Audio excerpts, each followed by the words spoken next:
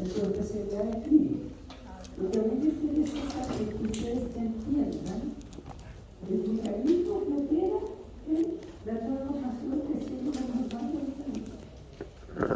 ¿Qué es lo que está pasando? ¿Qué es lo que hace que células normales que están en un epitelio del cuello uterino, tranquilas, etcétera, etcétera, de pronto se magnetizan y comienzan a dejar, digamos, a la paciente en condiciones líquidas de fíjate, o sea, creo que entendamos y comprendamos qué es lo que lleva a que células normales se transformen en malignas. Esa es mi intención con esta clase. Entonces, primero, ¿cómo se comportan las células en ambos tejidos? Aquí tenemos, nos vamos a referir fundamentalmente al cáncer, no hagan lo que hace Verina porque este es el tema más interesante. Aquí tenemos un corte de un tejido mamario. Si ustedes se fijan bien, las células en un corte normal, en una mama normal, están todas alineadas, están rodeadas por una membrana basal, están comunicándose unas a otras, tienen las junction, están pegaditas, etc. Y están ordenadas. En cambio acá, en este cáncer de la misma, de una mama, ven ustedes el despelote que hay. ¿Ah? O sea, las células son pleomórficas, hay células grandes, chicas, muy teñidas, muy eosinofílicas, otras menos eosinofílicas, algunas plenipotencias y otras con un puro núcleo, etc. O sea, está el desorden total del tejido. Entonces, ¿qué es lo que ha pasado en este proceso de malignización, de pasar de esta situación a esta situación? Nosotros sabemos que en situaciones normales, en el ecosistema de un tejido, está ausente la selección natural de base a la competencia. Las células no compiten entre sí. En este aspecto, el cuerpo sano es una sociedad muy peculiar donde la regla es la colaboración y no la competencia. La célula de un organismo multicelular presenta un ciclo vital que incluye nacimiento, diferenciación, senescencia o envejecimiento y muerte. Y todos estos pasos son estrictamente respetados por las células.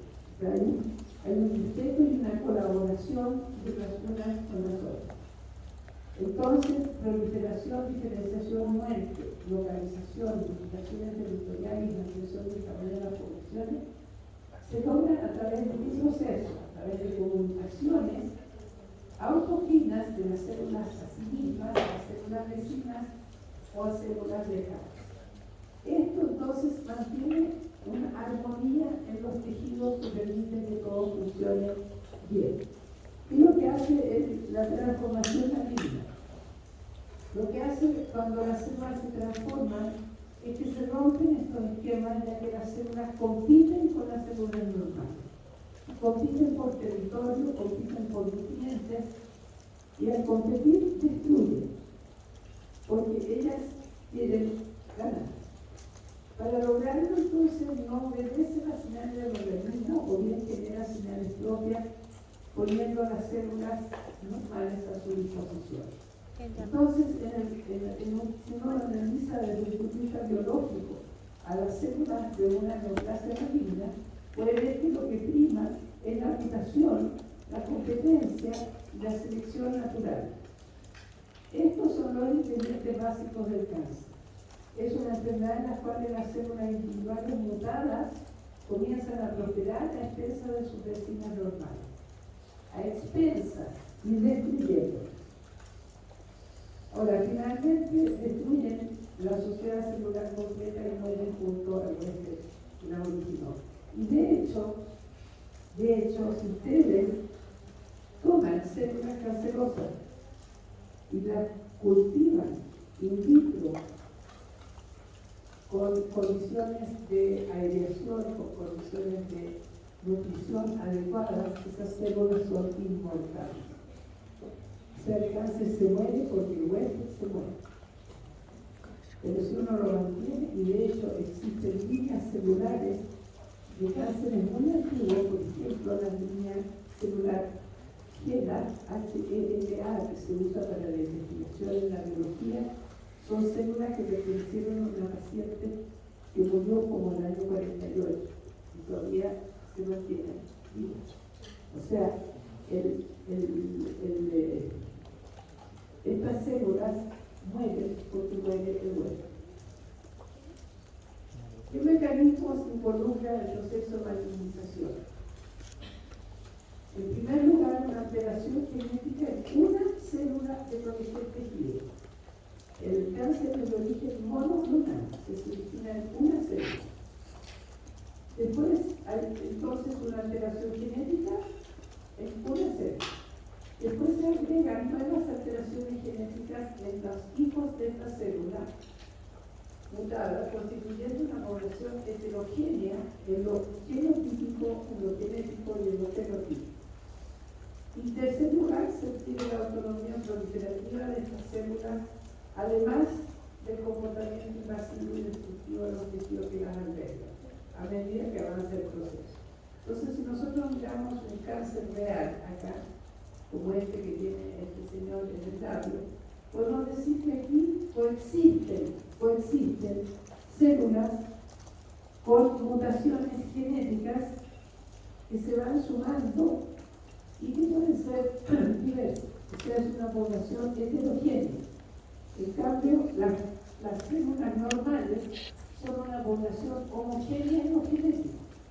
O sea, un hepatocito, un fibroblasto, una célula muscular tiene exactamente el mismo genoma entre ellos.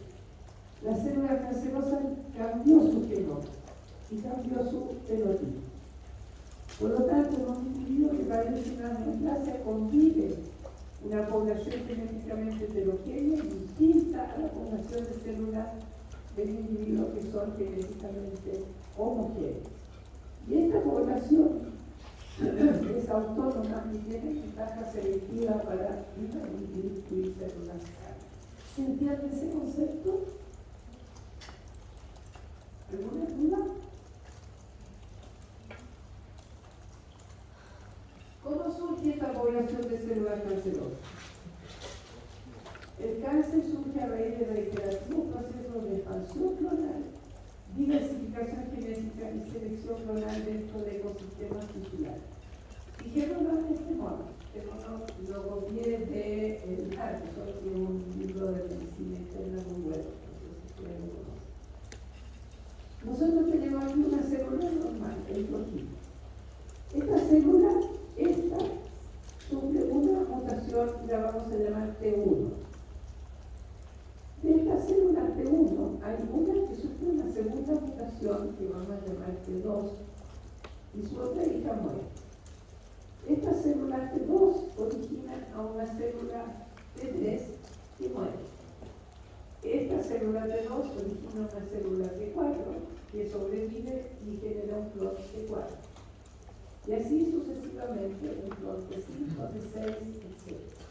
De manera que en un cáncer en particular, en un carcinoma tiroideo, o en el cáncer que tiene ese señor en el labio, van a coexistir células con una mutación, células con la mutación 1 y 2, células con la mutación 1, 2 y 3, células con la mutación 1, 2, 3 y 4, etcétera, etcétera. Y eso la va a hacer heterogénea.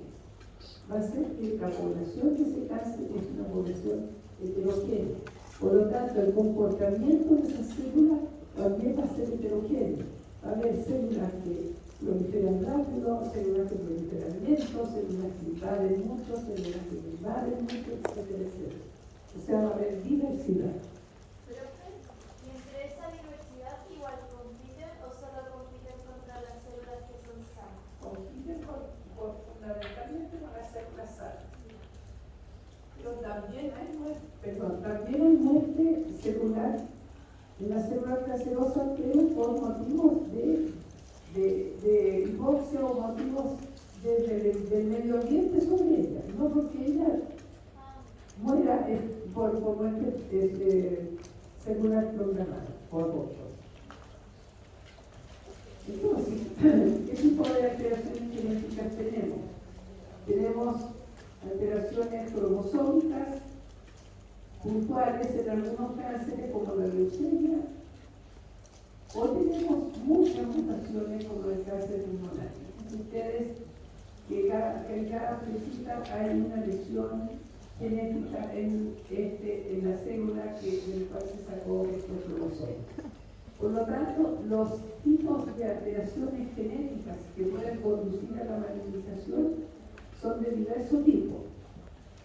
En primer lugar, tenemos las mutaciones puntuales, donde cambia un nucleótido por otro. Por ejemplo, el CG cambia por TA. La segunda son las amplificaciones, donde un gen se amplifica y tiene muchas copias. La tercera son las translocaciones, donde un pedazo del cromosoma se desprende y se ubica en otro cromosoma. Y finalmente, las inserciones virales, donde se inserta un genoma nuevo proveniente de un virus, que es lo que ocurre, por ejemplo, en el cáncer cérvico-uterino. Si nosotros miramos un caso, en un cáncer pulmonar, por ejemplo, tenemos una célula normal que sufre una mutación, ahí está. Hasta este momento nadie nota nada, ¿no es cierto?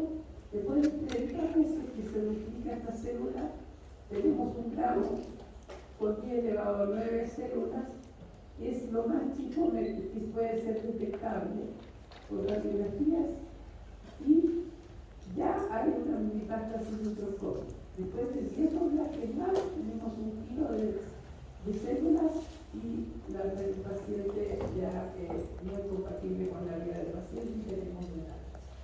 Ahora, si miramos lo que está pasando en las células, podemos decir lo mismo que les dije recién: células que van creando clones con distintas cantidades de mutaciones cada clon y que tienen distinto comportamiento. En términos de las etapas que ocurren en esta carcinogénesis, entonces hablamos de transformación, progresión, proliferación de las células genéticamente inestables y surgimiento de las variantes celulares. Entonces, si miramos un caso real, aquí tenemos el epitelio de cristas del intestino, nosotros podemos decir que las células que en la situación normal, las células que nacen aquí, en las células locales, se dividen, nacen células, se diferencian, migran y se mueren. Y eso es lo normal. Y por cada célula que nace aquí, hay una que muere acá. Eso es totalmente cierto. Nace una célula, se muere una célula. Y de esa manera se mantiene constante el tejido. Y lo que ocurre en el cáncer, ocurre que ese equilibrio se rompe y nacen las células de las que mueren, y no se diferencian las células que nacen, no trabajan, y por lo tanto van a ir constituyendo esta neoplasia. Entonces, los componentes de la vida social de las células normales son la proliferación, la diferenciación y la muerte.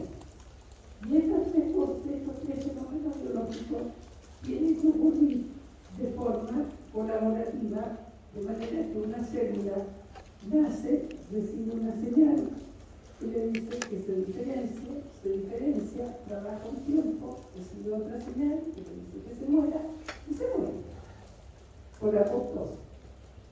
Y esa es la vida celular normal en cualquier tejido. En cambio, en una neoplasia maligna hay dos cosas fundamentales. Uno es la autonomía proliferativa. Vale decir, las células son independientes de las señales que regulan normalmente la multiplicación. Quiere decir entonces que las señales que comandan este comportamiento normal, que es nacer, proliferar, diferenciarse y morir, esas señales están.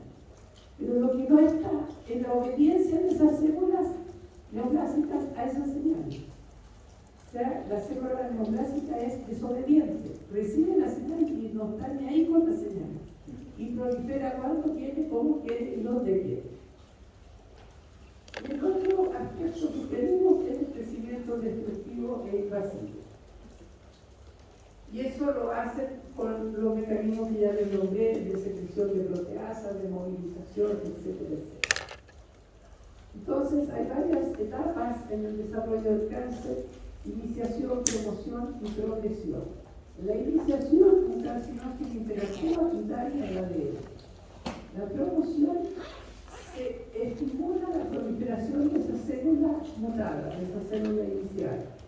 Y en la progresión, estas mutaciones siguen sumándose y el resultado final es un adenoma, un adenocarcinoma que va a tener el comportamiento maligno.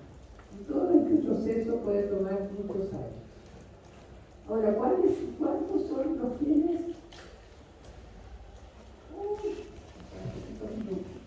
¿Cuántos son los genes involucrados en este proceso?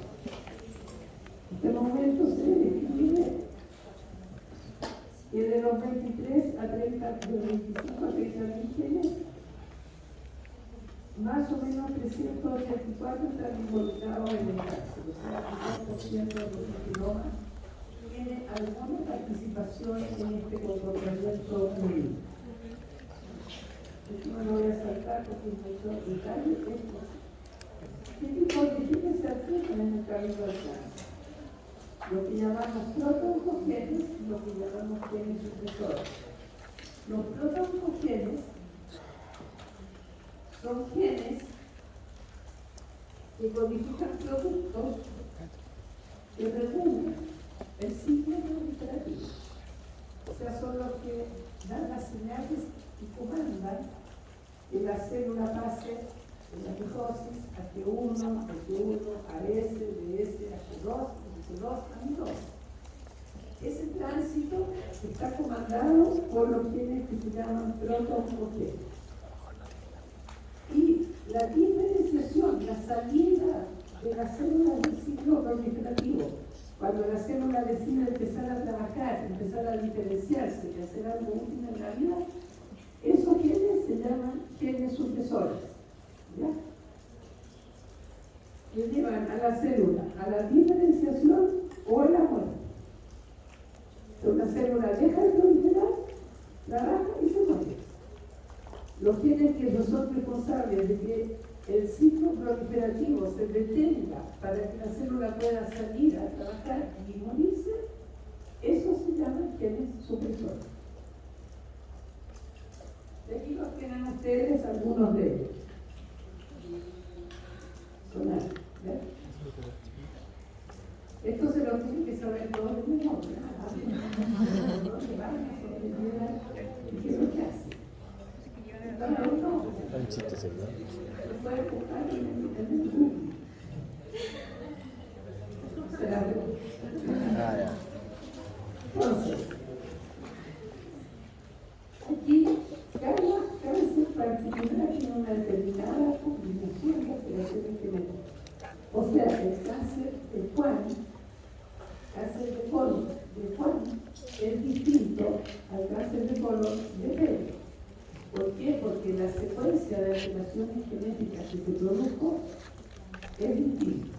Ahora, hay algunos cánceres que tienen algunas vías comunes de malignización, pero la gran mayoría son distintas entre una persona y otra.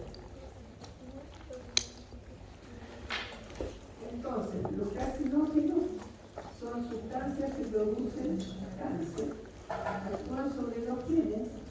Los genes pueden ser protoncogenes o genes supresores que regulan la proliferación celular y son mutados hacia la hiperactividad. Esto es súper importante. En cambio, los genes supresores que regulan la diferenciación mutan hacia la inactividad. ¿Me explico? Si yo muto genes que están promoviendo la proliferación, y sé que las células cancerosas proliferan más que la cuenta, entonces, ¿qué quiere decir eso? Que lo muté hacia la hiperproliferación, hacia la hiperactividad. O sea, está exagerado en la acción de los genes. Si yo quiero impedir que las células que proliferaron se diferencien y mueran, voy a fabricar productos que impidan el ciclo proliferativo cerebral. ¿De acuerdo? Esto me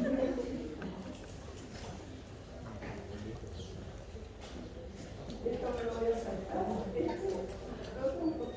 No, porque entonces son las versiones alteradas, el protooncogen es una versión alterada del protooncogen. Voy a saltar algunas porque si no vamos a alcanzar a ver. No, aquí esto es importante. Las vías de señalización. O sea, yo recién les dije, si se acuerdan, les dije que las células cancerosas eran desobedientes, ¿sí?